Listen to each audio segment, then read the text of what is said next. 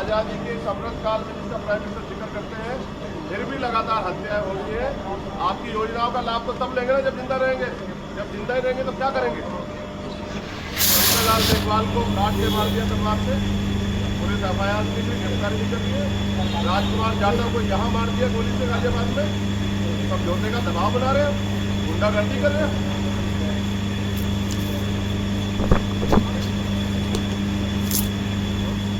ये जो तरतीब है कानून व्यवस्था को लेकर सवाल हम पार्लियामेंट में क्या करेंगे? मैं अभी पार्लियामेंट से बाहर आया हूँ। मैंने सभापति जी से कई बार कहा कि मैं अपनी बात रखना चाहता हूँ। जिन लोगों ने हमें चुन के भेजा है, सरकारी पॉलिसी का फ़ायदा तो उनको तभी मिलेगा जब जिंदा रहेंगे, लेकिन जब जिंदा ही नहीं रहेंगे तो फ़ायदा कैसे मिलेगा? उत्तर प्रदेश में गाजियाबाद में राजकुमार जाटव जी की और उनके बेटे पे सरेआम गोलियां चली, सर को गोली चीर के निकल गई, मौके पे मौत हो गई। पुलिस एफआईआर लिखने की बजाय समझौते का दबाव बना रही है। रात बड़ी मुश्किल, पूरी रात धरना देके हमारे लोगों ने एफआईआर किया, अभी तक कोई गिरफ्तारी नहीं है।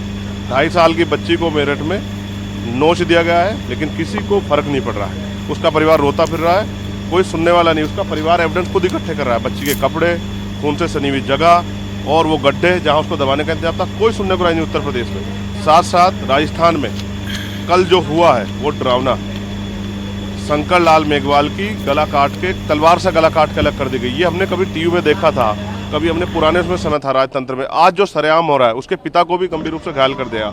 वो आरएमएल में किस तरह से जो है, एक आरएमएल में यहाँ है और एक दूसरे वहीं राजस्थान में अपना इलाज करा रही है। ये जो दुर्दशा हो रही है, हम क्या करेंगे पार्लियामेंट में अगर अपने लोगों की आवाज़ नहीं उठा सकते हैं? अगर पार्लियामेंट हमें बोलने का मौका नहीं देंगी तो हम सड़कों बोलेंगे। लेकिन सच ये है कि उत्तर प्रदेश राजस्थान में कानून व्यवस्था ध्वस्त हो चुकी है और वहाँ बैठे मुख्यमंत्री तानाशाही में इतने खोए हुए हैं कि उनको जनता का दुख दर्द नहीं दिख रहा है।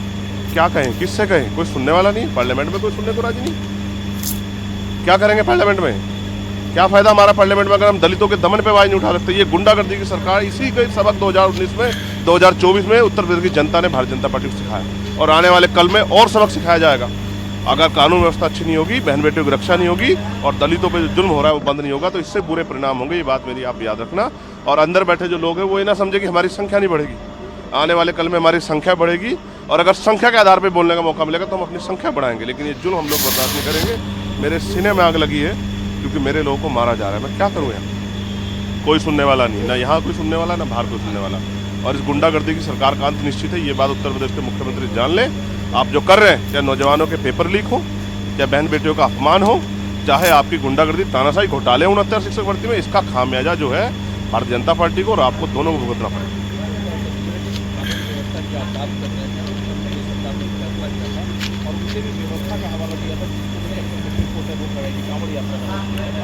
आज पिटीशन दायर करते हुए उत्तर प्रदेश सरकार अपने फैसले का बचाव कर रही है। वो कह रही है कि ये ट्रांसपेरेंसी बरकरार रहे, इसके लिए जो भर्ती आ रही है उसमें भी ट्रांसपेरेंसी रख लो। 69 शिक्षक भर्ती में 20,000 पदों का घोटाला किया है, 6,800 नुस्खे आपने जारी की थी, उसका भी उसमें भी ट्रांसपेरेंसी रख लो।